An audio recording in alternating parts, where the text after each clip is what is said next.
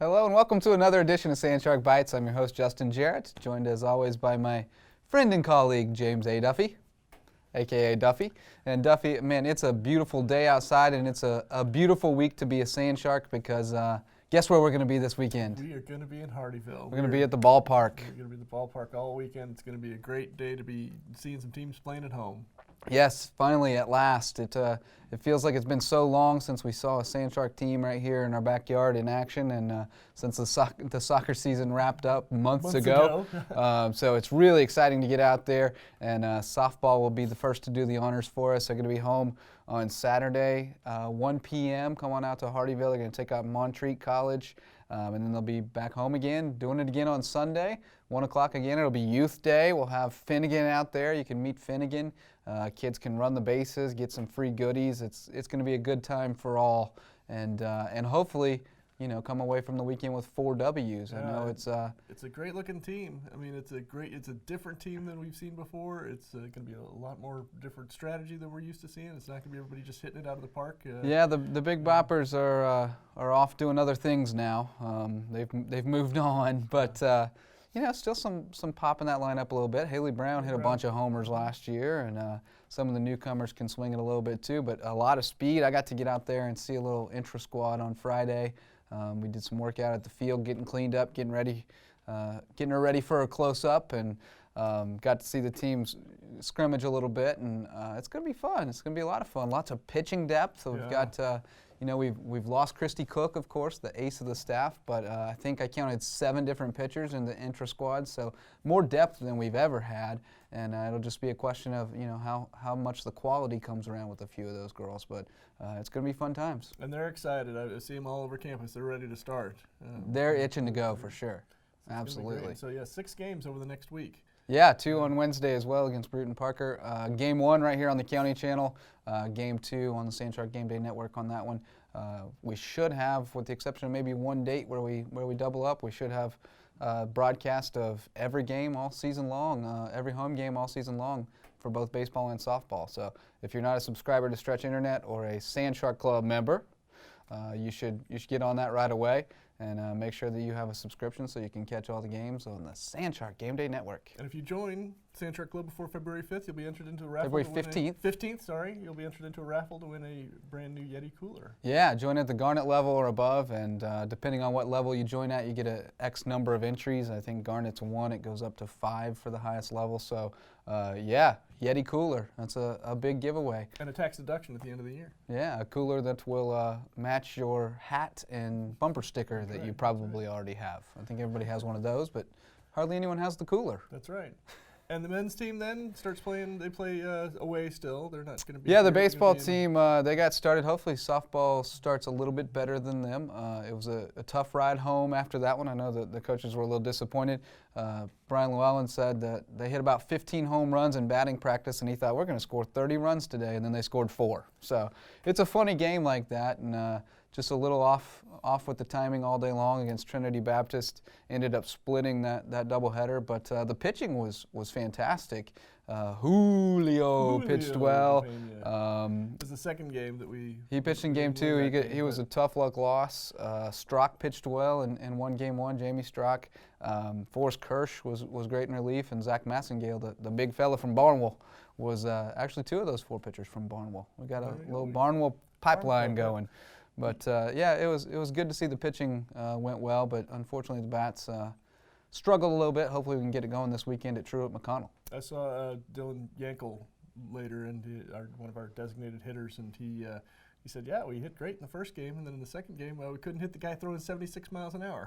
Yeah, that's kind of the way it goes sometimes. It's a funky game, but Dylan, man, I was out there on Friday at practice too. After the softball intra-squad, I went over to watch BP, and bats were ringing. Dylan was cranking the ball.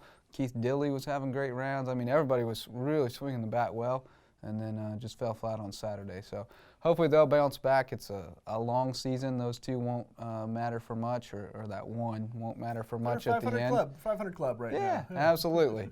And 3-gamer this weekend at Truett McConnell up in Georgia. So those will be, a good opportunity to to kind of get some things ironed out, knock the rust off a little bit, and then nice little bus ride to mellow the mind. Yeah, there you go. Sure. And then they'll get back here on Friday and Saturday of next week, 12th and 13th, to open up at home against Thomas University, a huge Sun Conference series right out of the gates. And again, game 1 of that series on the County Channel. The 2 games on Saturday will be on the Sand Shark Game Day Network. Fantastic. We got a lot of coverage coming up. Yeah, there's a whole lot of it coming up. We've got some new things planned, some new graphics and stuff.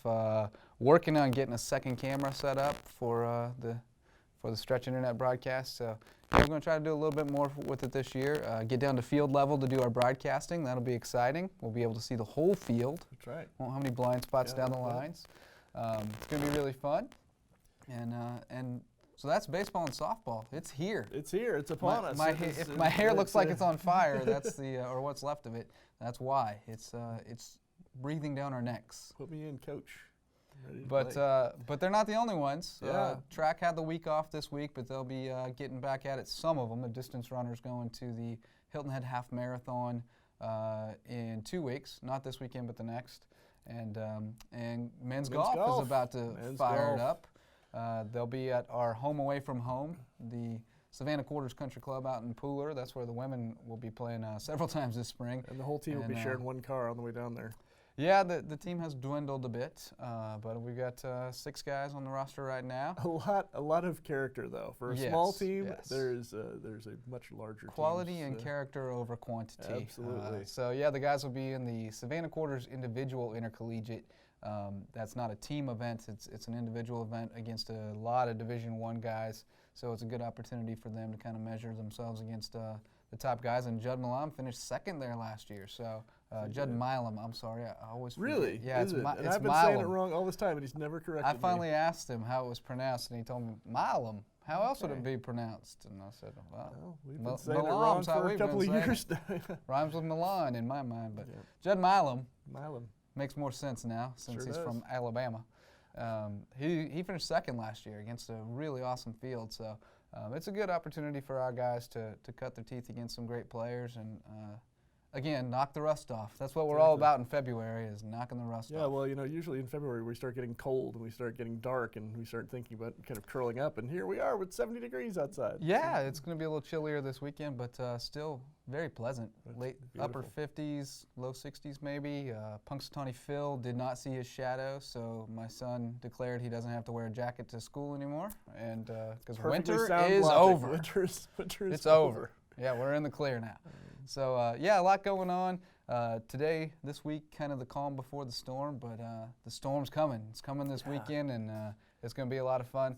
Hope to see all of you out in Hardyville checking out the Sand Sharks. And speaking of Sand Shark softball, we're going to talk a little Sand Shark softball. We've got Coach Laura Heberling joining us next on Sand Shark Bites.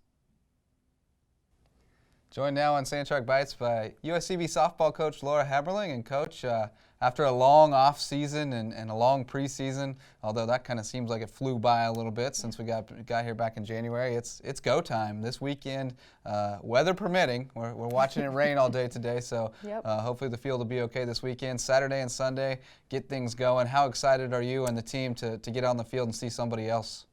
We're just really excited, actually. My assistant coach, Allie, and I have talked so much. We're like, we're just ready. The girls are ready to play. We've inter-squatted. We've done in and out. We've practiced every day. We've taken care of the things that we need to, and they're just ready to see somebody else in a different uniform. And so they're ready to take the field. Couldn't be more excited. So I can't wait to see them, put together the product that they've been working on in practice. So. And it's exciting for our fans as well because it'll be the first look they get at a lot of new players for the Sand Sharks. Of course, that class of 9 seniors who were part of the inaugural team moved on after last season. So a lot of big shoes to fill, but a lot of big feet to put in them, it seems like. We got to see some of them in intra-squads. Who are some of the new players that people can expect to see big contributions from this year? Yeah, we lost a big group that everybody had seen for a while. We have a big, alumni group now, and this year really coming into it, it's a new team, and it's some of the same girls that have been there along with winning some big championships. And, this year actually we brought in 8 freshmen, 1 transfer, and, they're going to get those opportunities. They've been working hard in practice, but also our sophomore and junior class who have just been a little bit behind the others are ready to step up and take their opportunities, and our senior class is just ready to keep what they've been doing going. So, and we've seen that throughout the program. There's always been someone waiting in the wings, ready to step into those bigger roles, and it's going to be exciting to see some people kind of moved around the field a little bit. Bailey Craven getting a look at first base, and a couple young players, of course. Haley Brown is back at shortstop. Marissa Becker at second base, so strong up the middle. Missy Hughes has been a mainstay in the lineup and in the outfield, so what you're going to get out of her. Some of those veterans are going to provide some good leadership. Yeah, most definitely. And you got Ashley and Whitley behind the plate. They've been in every situation, and it's just exciting to see the new girls transition with with our current team, and just kind of like take over what the traditions are about being competitive and having that championship mindset, and working towards that every single day. And we're really excited to see them all come together. So yeah, and it seems like great camaraderie among the team, but also great competition within the team for playing time, and that's always a good thing as a coach. You love to see that. Yes. One of the things that struck me is we've always been a little. We've had great quality pitching, but not always great quantity. We've been a little thin on the arms. Out there at the intra-squad the other day, 7 different people took the mound. So that's a great sign, and a luxury you haven't always had since you've been at USCB, but nice to have so many people who can pitch it, right? Yep. We have 7 pitchers on the squad this year, and all of them are healthy and ready to go, and it's almost fingers crossed. Fingers crossed. Knock on wood. But what's going to be exciting is each one has a different approach and a different mindset on the mound, and throws a little bit something different every time. So that's going to be neat. So if we go into a game where maybe this team struggles hitting this, we've got an array of pitchers to figure out what we need. But it's really neat to see the leadership that Ashley has drawn with the rest of the staff, and all the way down to our freshman Abby. It's just been really good to see the returners working just as hard and ready for that time, and to get those teams thrown off. And I joke with them, but I said 7 pitchers, 7 innings. So but whatever it takes, whatever it takes. At the end of the day, we just want that W and to work closer to going after our goals that we want to accomplish at the end of the season. So. And one of those goals, of course, is always to win a Sun Conference championship. The coaches, even though the big roster turnover, the coaches obviously showing a lot of respect for the Sand Sharks, picked USCB as the favorite in the preseason to win the championship. So target's on your back. Yeah, this team has always had a target on their back. Actually, in one of the articles, one of my players said, we've always been up in that area and we don't let it get to us.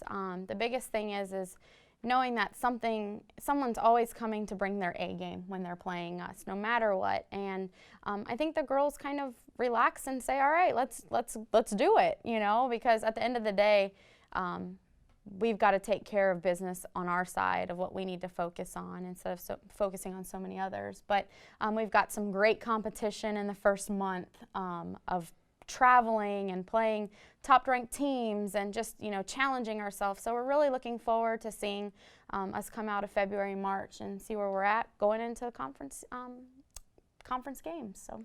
And if you want to see the Sand Sharks, you better get out there this weekend and then on Wednesday against Bruton Parker, because after that you're gone for about a month, going and hitting the road, playing 3 different tournaments all over the Southeast. So get out there Saturday at 1, Sunday at 1, and then Wednesday, I believe, at noon against Bruton Parker. Or one of them. Maybe 1 o'clock. Check USCBathletics.com. Make sure you get the times right on the schedule. We also have some schedule cards just arrived today, so you can stop by the rec center and grab one of those, or come out to the game this weekend and get one so you don't miss any games all season long. Sand Shark softball coach Laura Heberling, looking forward to another great season. Love watching your team play, and thanks for joining us on the show. Thanks, JJ. We'll be right back with more here on Sand Shark Bites. At the University of South Carolina, Beaufort, we offer small classes, individual attention, and an affordable education in an atmosphere that fosters diversity and achievement. We are students. We field 9 Sand Shark sports teams that compete in the Sun Conference. We are athletes. We are one university with 2 campuses serving the coastal areas of South Carolina and Georgia. We are the Low Country. We are the fastest growing 4-year school in the University of South Carolina system. We are USCB. You gotta love Coach H, and I love her team. Just so much fun to be around that program. Every time I get to hang out with them, have a great time, and easy team to root for. If you haven't been to any USCB softball games, get yourself out there and check them out. You'll fall in love, and you'll have a new team to root for, because they're a lot of fun to watch and a lot of fun to be around. Well, here we are. The end of another episode. I feel like we flew through this one today. Yeah, well, the excitement level is too high. We don't Yeah, have much I know. to talk about. We got a lot to think about. Just all and, jacked up. yeah. We're like Charlie on Always Sunny in Philadelphia on the day that the health inspector's coming. Yes. You know, we're just all hopped up. But yeah, so there's one last thing to do. It's time for the Sand Shark Bites Athlete of the Week, and we're kind of slim pickings this week in terms of programs in action. It was just baseball, and we mentioned the pitching staff, fantastic. So kind of had to narrow it down to the pitching staff, and tough decision. Jamie Strock pitched very well. Julio pitched well. Massengale pitched well, but for me, the most impressive line came from Forrest Kirsch, senior right-hander from Monticello, New York. Made his Sand Shark debut, and he picked up the save. He went 2 2/3 innings in game 1, 1 hit, no runs, and finished it off. Got us a W in the season opener. And really the impressive thing was he came in tying runs at second base. He comes in with 1 out and gets out of the jam, gets a double play ball, and then shuts him down 1, 2, 3 the next 2 innings. So great debut for him. Hopefully a sign of great things to come for Forrest in his senior year here at USCB. So congratulations, Forrest Kirsch. You're the Sand Shark Bites Athlete of the Week. And we need a graphic for that. We really. Yeah, we really do. We got to get our producer on that. Get some graphics. Athlete of the Week. Produced. Athlete of the Week. Dum, dum, dum. Yeah, it can come spinning in and stars and yeah. We got great ideas. So we're gonna make Full of TV ideas. history. Full of something. Well, that's going to do it for this week's episode of Sand Shark Bites. We got a lot to talk about next week for sure, so you're definitely going to want to tune in for that one if we can still stand up straight after this weekend. It's going to be a wild weekend. Lots of softball out at the yard out in Hardyville. Hope to see you out there, and if not, we'll see you back here next week. Until then, keep those fins up.